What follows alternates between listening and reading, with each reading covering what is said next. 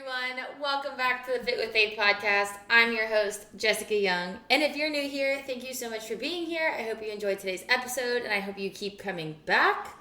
If you are returning and you're a regular of my podcast, thank you so much for supporting me. I hope you also enjoyed today's episode, and I hope that throughout these episodes, you guys are learning something. I hope that I'm helping you in some way. Last week, we talked about how we're lost at sea sometimes and how fatigue and doubt tend to take over. And, I started thinking about that a lot more after recording that one and kind of wondering, okay, so when we reach that point, why does that usually happen? And I think a big part of that is the fact that we fail, we mess up, we make mistakes, and we start to doubt ourselves, or people doubt us, or people say things to us to make us doubt ourselves. So today I really want to talk about failing and how no failure is wasted. And I'm going to talk about some successful entrepreneurs in the past. I'm going to talk and give some real life examples. But at the end of the day, I want you to remember that there is no failure wasted. And there is nothing you can do to be a mistake. Do not identify yourself with these things that you've done. Do not identify yourself with your feelings, because truthfully, at the end of the day, God can use you in all walks of life, and he will if you let him. Do not let the enemy convince you that you are too far gone. Do not let him tell you that you are a failure, a mistake, so on and so forth. Nobody can identify you or create an identification for you except the one who created you, and God would never say such a thing about you, and I really hope you believe that, and I'm going to prove it to you today. So buckle up, sit down, grab some coffee, get ready. We're going to talk about failing forward and how nothing is for nothing. Are you ready? Let's get into it. What are you doing? Hey, you leave me alone. Just get out of here and leave me alone. Oh, I see. You're just gonna sit there feeling sorry for yourself. You tell me why not. This whole thing was my fault. We should have never been here in the first place. Supposed to be at the lake. We were sitting by a warm fire right now. I made us come here. But now it's too late. No, it's never too late. Hey, look, I tried to get in there and I can't, all right? I tried, I failed. You try, you fail. You try, you fail. But the only true failure is when you stop trying. What do you want me to do? Huh? Try again. Hello, welcome to episode 20 of the podcast. Did any of you see that coming? No, you didn't. But I truly believe that now I need to just open with Disney references in all my podcast episodes, which, challenge accepted. I may or may not try to do that now. But if you don't know that scene, let me explain. That is from The Haunted Mansion with Eddie Murphy. I hope you recognize his voice. And that is him talking to Madam Leota. And let's give you a visual. So he had obviously been locked out of the house, trying to get back in, couldn't get back in. He's taking responsibility for his actions and understanding that he's the reason that his family is in this predicament. He made the mistake. He's owning it. And Madam Leota is telling him, just because you failed once doesn't mean you're going to, you hurt her. You try, you fail, you try, you fail, but the only true failure is when you stop trying. And honestly, how many times have y'all had that conversation with yourself? How many times have y'all had that conversation with God where he was like, what do you want me to do? And she said, try again. That's all we are supposed to do. You are not a failure just because you failed. Excuse me. So, I want you to understand that the reason that I'm playing that scene is because, like I said in our introduction, that the title of today's podcast is Failing Forward, and the fact that nothing is for nothing.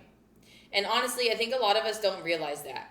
Because if you think about it, kids fail all the time. Why? Because they're learning. They're growing. They need to know what not to do in order to know what to do. And why is it that as we grow up, we think all of a sudden we're not allowed to fail anymore? That, we're adults now, we can't fail, we have to know everything at all times to understand life and always get things right and so on and so forth. I'm sorry, I'm still a kid, man. I don't know everything.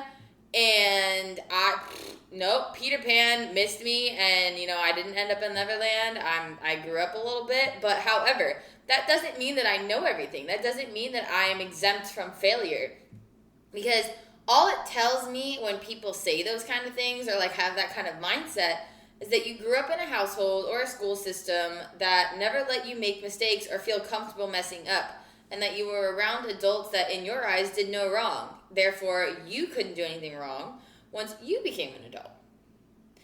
Sometimes our parents try to shield us from their own mistakes, and schools, like teachers, try to not make mistakes or whatever the case is. But y'all, everyone messes up. And what's funny about that to me is that now society has like completely reversed that, where it's like, everyone's allowed to mess up. Everyone's a winner. You didn't score the goal, you're still a winner. Like, the participation trophies handing out left and right like candy. Oh, good heaven on earth. Doing things incorrect. Like, we just allow people to do things so incorrectly so many times to the point that, like, someone could be 100% wrong, and it's like, you're still going to get a good star. You did good, kid. Like, you can 100%, like, tell someone they did good, but don't make them feel like a winner for not doing the right thing. Don't make someone feel like they're right when they did wrong. Because what good is it to give a kid a trophy saying, you tried? To them, they're not going to see that you tried. They're just going to see a trophy and be like, oh, clearly I did something right. Like, no, you did everything wrong. Don't do that again. But you gave me a trophy. Yeah, I know, but you did everything wrong. But that makes no sense. 2024 in a nutshell. Yeah. So, I'm sorry if that makes you upset. I am sorry if my opinion is different than yours, but that's so dumb to me. Now, I'm not, like I said, I'm not saying that kids need to be punished for doing things wrong. I am not saying that people need to be, like, reprimanded for making mistakes, but I am saying that people need to know what it feels like not to win, so that they can try harder, practice more, and want to get better. So they can have some ambition, so they can have some gumption to be like, okay, I did this wrong. Tell me how to do it right. Show me how to do things right. Because we don't have that anymore. And we're handing out those participation trophies, like I said, like candy, and saying like, yeah, you didn't get first, second, or third. You didn't win, but it's all good. Here's a trophy. Like, no. And the problem with that is, like, there's adults out there like that now that they can't handle rejection. I'm sure you've met people like that. Don't tell me you haven't. I've met people like that as soon as you, like, say no, or you try to give constructive criticism, they just throw a fit, they get upset, they get offended, they get defensive, and you're just like, hold on. Like, calm yourself. Collect your thoughts. I am not telling you that you are wrong. Like, you as a person are not wrong. Chill, Felicia. Like, calm yourself. Promise you are A-okay. But what you did is not wrong. You as a person are great. You're wonderful. God made you. Love you. Awesome. But you are incorrect in what you just did. People don't have that mindset anymore. And I'm, like, watching it in today's society, that the minute that you say you don't like something, the minute you disagree with someone, it is like the ultimate offense. World War III is upon us. You don't like what I said, and we are enemies now. Like, no, I just disagree. Like, I have a different opinion. It's exhausting. It's exhausting to talk to people like that. And these people say they're adults, but really, it's like they're just grown babies. Because this is one thing, y'all need to listen to me when I say this. Your age does not determine anything. It doesn't automatically classify you as an adult either. Your mindset, your wisdom, your maturity level, like, all of those things will make you a quote-unquote adult.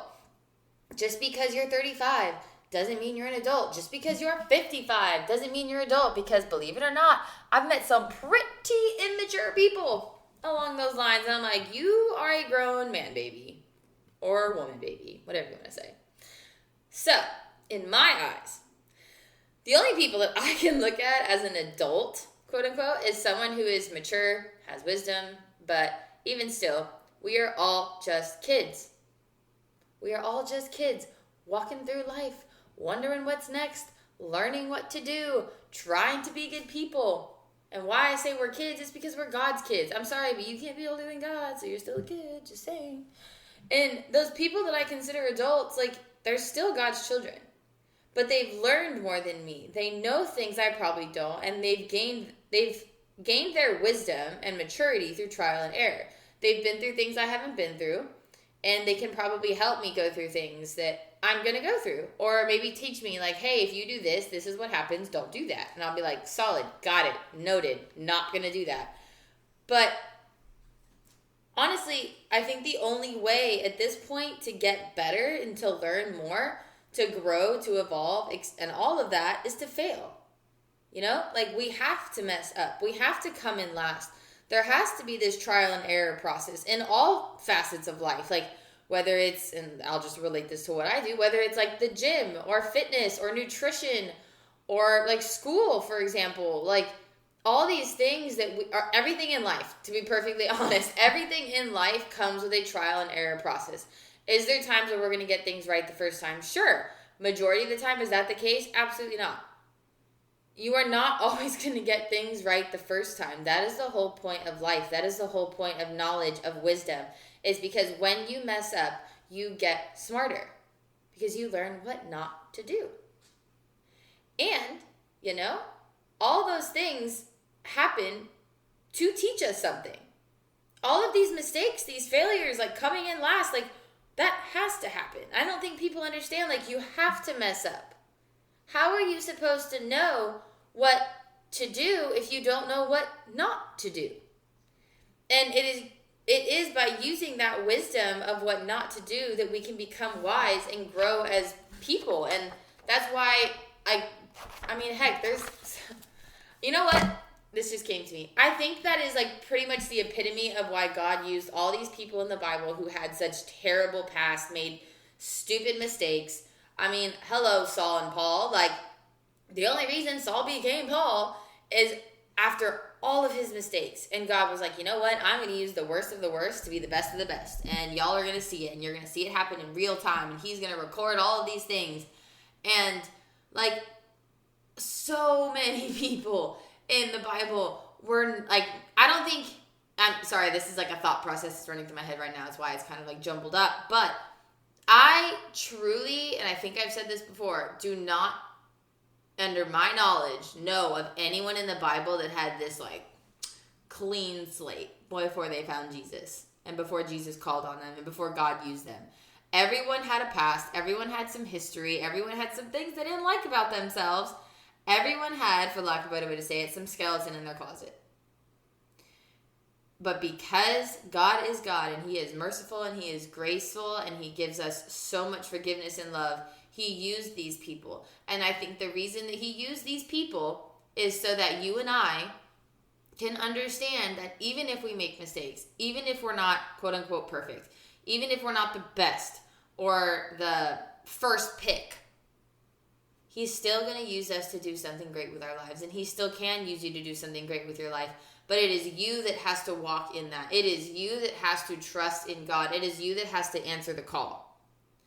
So, in aspect of that, in the realm of that, it brings me to one of my first points that I want to make in this podcast. And point number one being that I want you to know why we have all the examples of people who failed and triumphed in history, yet we're so hard on ourselves. Like, I truly want to understand, like, we look up to these scholars and these people who have messed up in life, and we look up to, like, entrepreneurs and, like, the ones that I'm going to bring up, like I said earlier, like Winston Churchill, Henry Ford, Annie Oakley, the Wright brothers, Walt Disney, all of these people, like, we see them as these great individuals who did such great things. And yet we can't look at the Bible and understand that.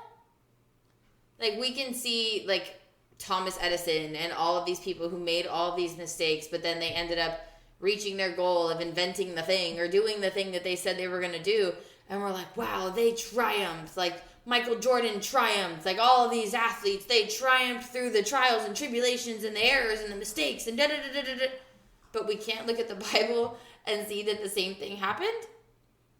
So Think about that. Like, why do we have all these examples of people in history who have done that, and yet we're still so hard on ourselves? Whether it's the Bible or someone in modern day society. Like, you look at these athletes and think that, okay, they did such great things. They made it through XYZ in their life, and look at them now. Okay, look at yourself and say the same thing. You went through XYZ. Why are you still stuck on Z?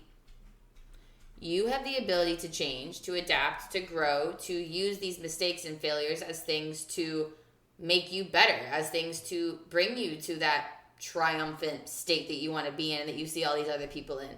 So, I want you to think about that there's all these famous quotes by people you've never met, never seen, probably don't even know what they really did to be quote-unquote famous, yet you hear these quotes in society, you see them on Google, you look them up, all whatever. It's just a quote.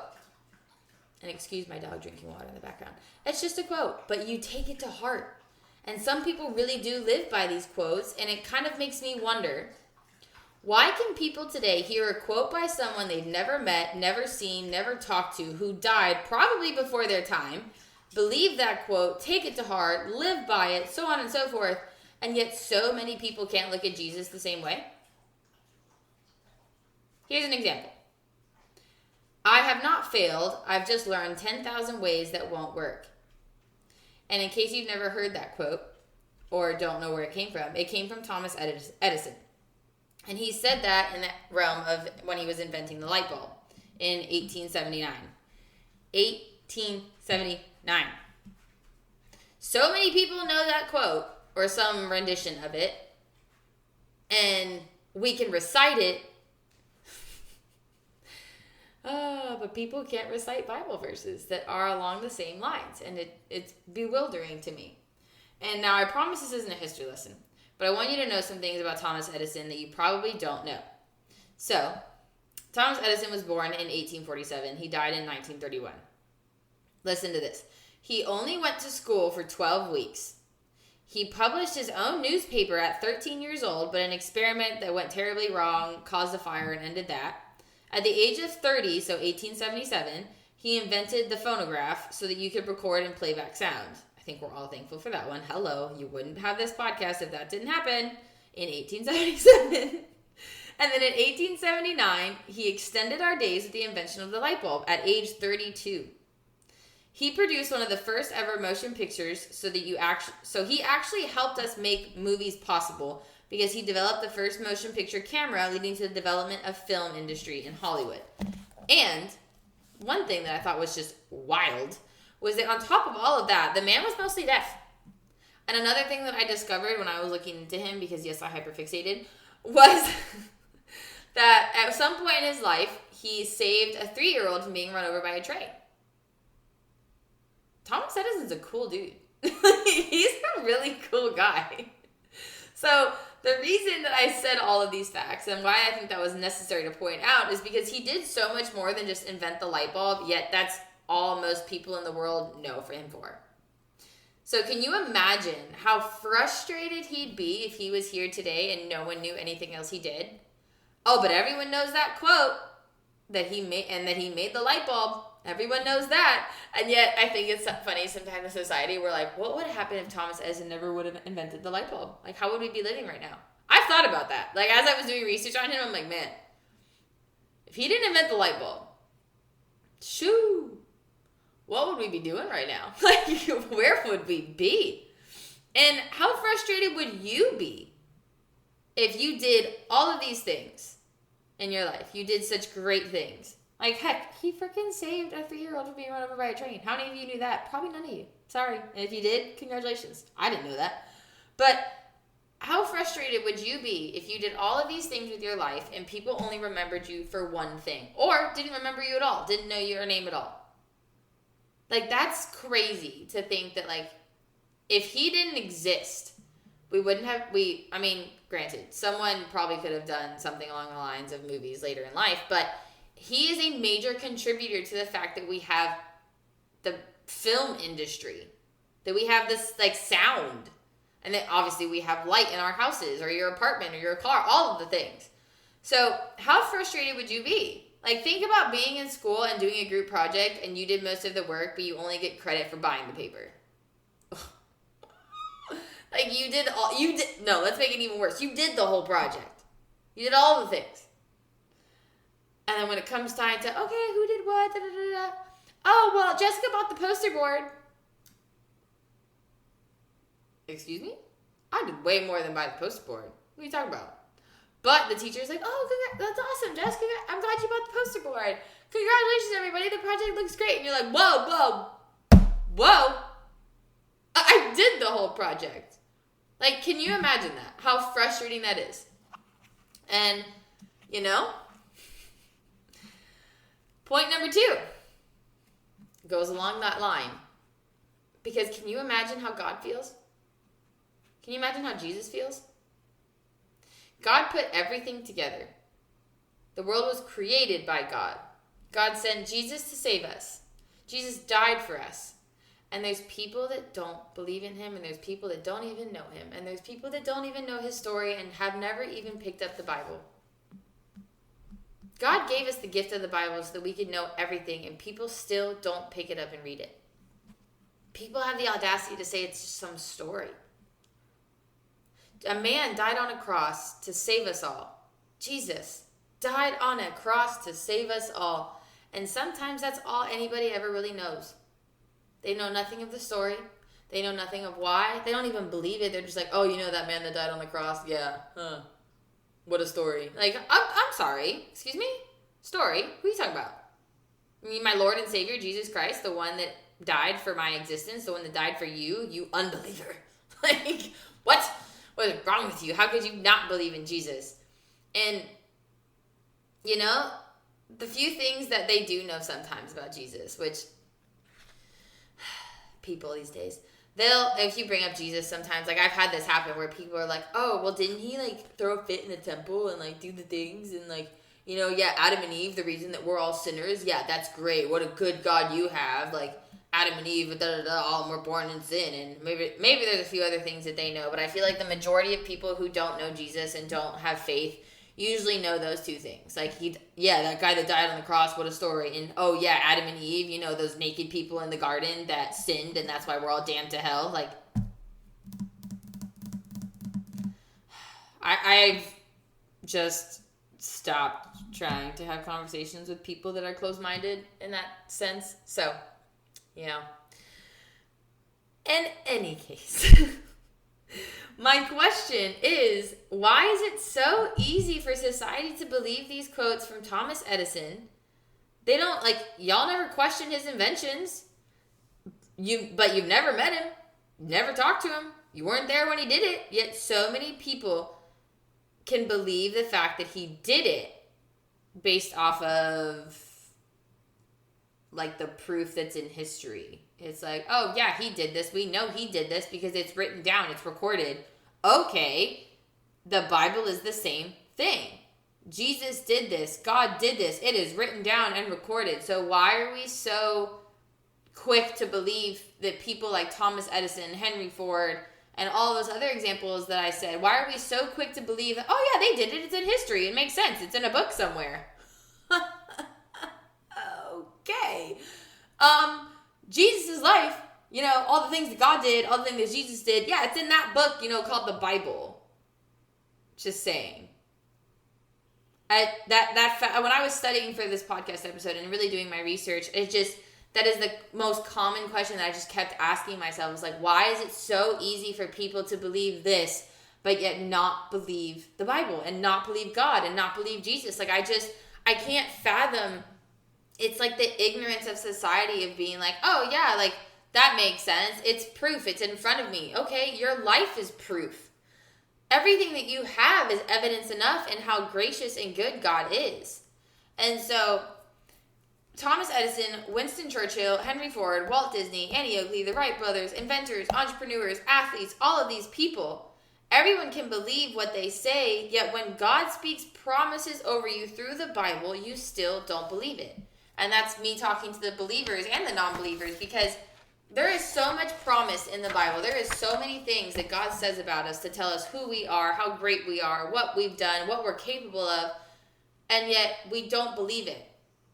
But then you have, where's that quote? But then you have a quote by Henry Ford that says, failure is simply the opportunity to begin again, this time more intelligently. And then you have Thomas Edison who said, I have not failed, I've just found 10,000 ways that won't work. And then Winston Churchill says, success consists of going from failure to failure without the loss of enthusiasm. He also says, success is not final. Failure is not fatal. It is the courage to continue that counts. So people believe that, and they're just like, yeah, that's motivating. That's great. And then I'm sure there's plenty of Michael Jordan quotes and LeBron James quotes and athletes and all the things. People believe those. It's so easy. It's so stinking easy for them to do that. And when God says it, you don't believe it. When God says you're fearfully and wonderfully made, you say, no, I'm ugly and I don't belong here and no one loves me. When God says you're loved and beautiful and saved and forgiven and all of these things, you're like, well, I guess. Like, no. If there's anyone that you should believe, it's God. It is the Bible, and it is that which you should go to first. Not people in today's society who just got famous for saying something. The one who created you says a lot of some things. And so many people don't believe the things that God says or that God promised. And it sucks. Because he says you're loved, like I said, he says you're loved, forgiven, saved, his child, more than enough, worthy, capable, and so much more.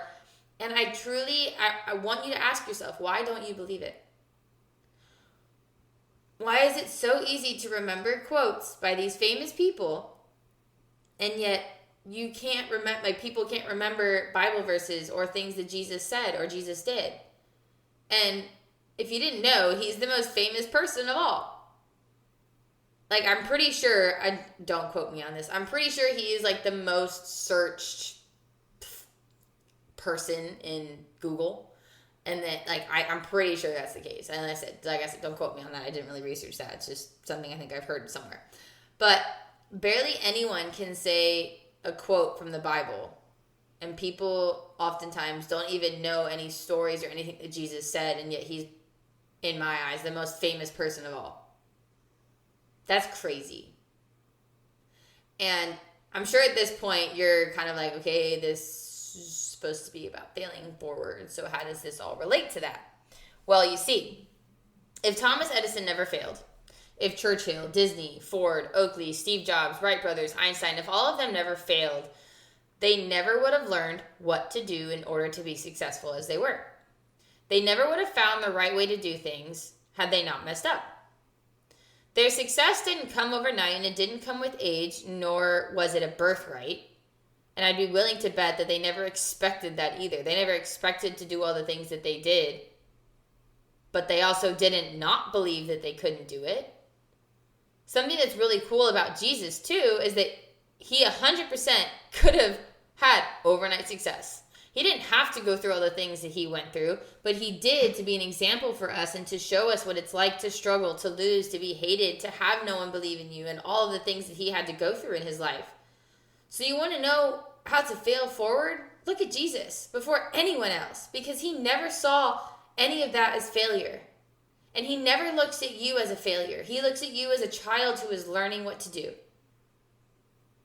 And no one else saw their failures as failures either. All of those people that I mentioned, that's why their quotes are so famous, is because yes, they failed. Yes, they messed up. Yes, a lot of things didn't work out the way they wanted it to. But each time it didn't work out, they were like, okay, cool, let's try something else. Okay, now what do I have to do? Okay, what did this teach me? What did this show me? And, whenever they messed up or something didn't work, like I said, they found another way. So I want to talk to you about some ways that I think can help you fail forward. Point number 1, embrace failure as part of the process. 2, analyze your failure and look for ways to do things differently. 3, see every failure as an opportunity to change. 4, let God redirect you or show you the right way. Because sometimes he closes doors for a reason, but just as many doors as he can close, he's going to open the one that you need to go through. Don't let your failures, your mistakes, your screw-ups change your self-worth. It's something that happened. It's not who you are, so don't personalize your mistakes. Number 6, embrace vulnerability and talk about the mistakes with others so they can help you. Y'all, wise counsel is vastly underrated, and you need it. Number 7, and probably something that you should start with, is setting SMART goals. If you've never heard that, it's setting SMART goals, meaning specific, measurable, achievable, relevant, and time-bound, so that you don't get too far ahead of yourself and you also don't get overwhelmed, and you can take it one step at a time. And to close this podcast, I want to tell you this. You need to let failure happen. Kids benefit from failure. You benefit from failure. After you make a mistake, embrace it as a lesson and move forward, because challenging experiences are the only ways we learn how to problem solve. There are positive aspects to failing, and God can help you see that. That's why Paul writes in 2 Corinthians chapter 12, verse 9, I will boast all the more gladly of my weaknesses, so that the power of Christ may dwell in me, for it is when I am weak, then I am strong. God says in the Bible, my strength is made perfect in your weakness. Your weaknesses, your mistakes, they're necessary. Because God's glory is shown through trial and tribulation. God's glory is shown when you are someone who can withstand the storm. So next time you fail, I want you to think it's just a storm, and storms pass. And guess what, guys? There is always a rainbow that comes after the storm, and rainstorms don't last forever. Lightning comes and goes. Thunder comes and goes. Gray clouds fly away. And your mistakes are not permanent. You always have the ability to change. You always have the ability to learn more and do better and be better. So stop seeing your failures as a final destination when they're just a stepping stone. They're just a speed bump. They're just a turn. They're just a U-turn sometimes. You are not a failure. You are not a mistake. You are a child of God, and you're still learning. I hope you enjoyed today's episode. Please share it with someone you think needs it. Like it. Give me some 5 stars. Give me some comments. All the things. I hope that this podcast helped you today. I hope that it spoke to you, and I'm so excited for the next episode. So come back, and I hope you never forget that you are fearfully and wonderfully made. Thank you guys so much for your support. Don't forget to follow me on Instagram, TikTok, YouTube, all the things, and I will talk to you soon.